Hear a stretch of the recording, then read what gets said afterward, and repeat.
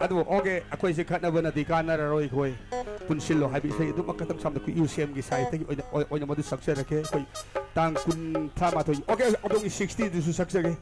tang kun thama thoi gi koi akoi UCM na sel liba ngasi gi rele o adi thi sakge ngai ko tang kun thama thoi gi akoi Manipur pum bu oibo rele sing si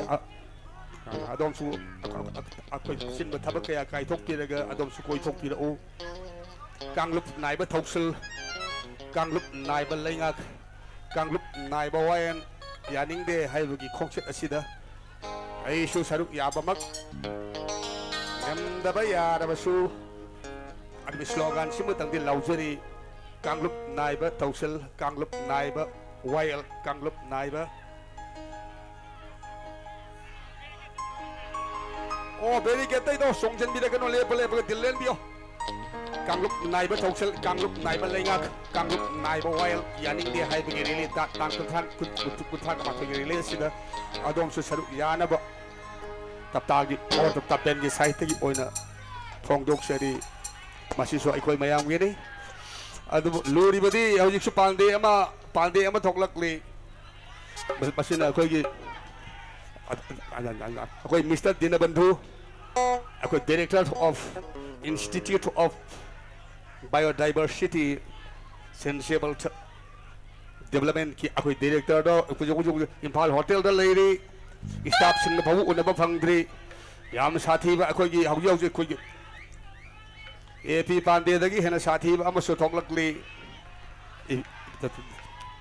Dr. Dinabandhu Sahu ado makoi sing asida para tambi bagi akoi gi darkar leite akoi makoi gi tung asida left liver right hand that the left hand makoi sing asida para tambi bagi mathau do akoi tari akoi phaniam na koi tang kun thama thoi khongset phaniam na labasu akoi ufai leiroi akoi rickshaw driver am huran bagi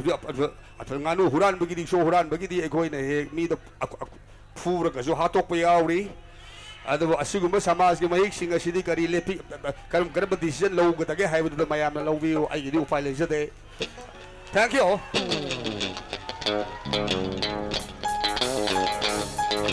Thank you, you said you said you could dedicate to the issue, cited dedicate to the Khatnabanadi Kanararoi,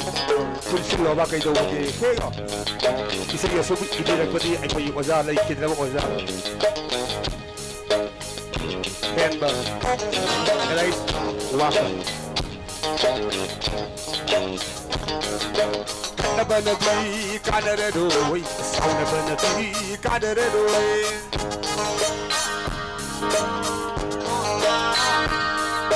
Khatnabanadi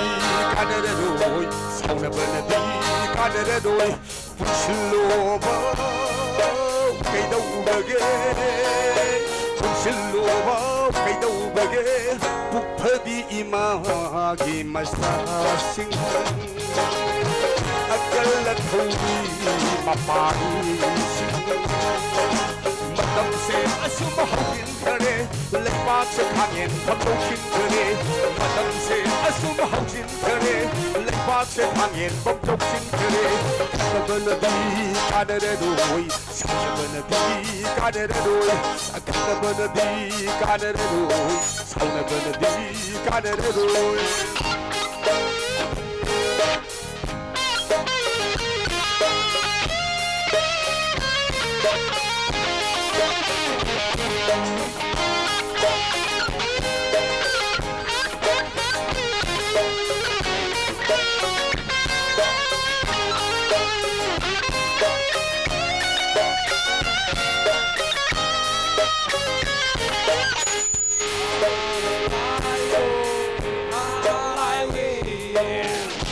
Hai nang na tada nang na hai ai na tada amana hai amana tada parai ka tuka ga thidri ngai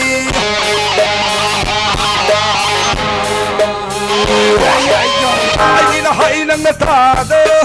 nang na hai ai na tada amana tada parai ka tuka ga thidri ngai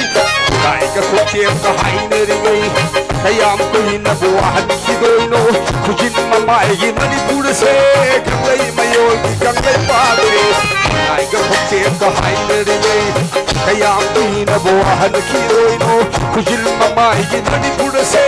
kanglai mayol kanglai pare Khatnabanadi Kanararoi Khatnabanadi Kanararoi Khatnabanadi Kanararoi Khatnabanadi Kanararoi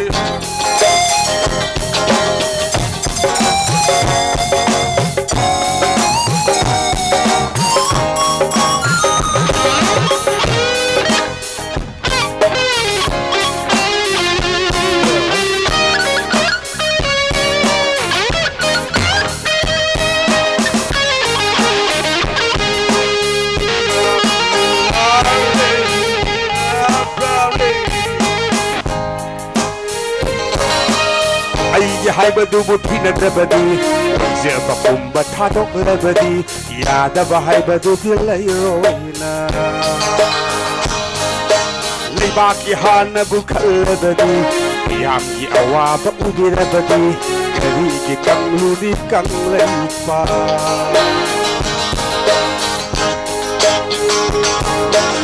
Ayi Haibadu Tinabadi,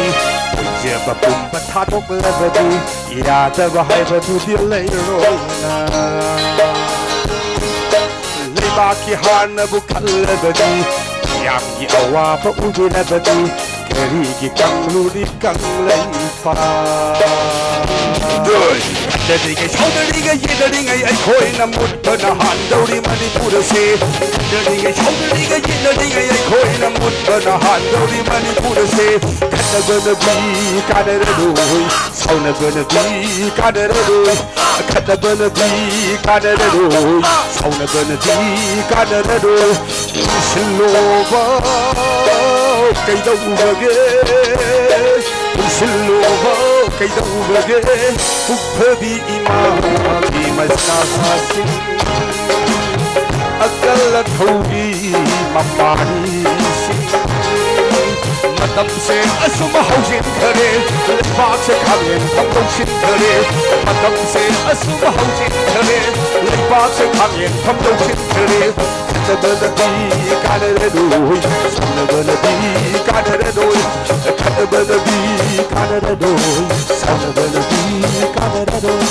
Khatnabanadi Kanararoi Khatnabanadi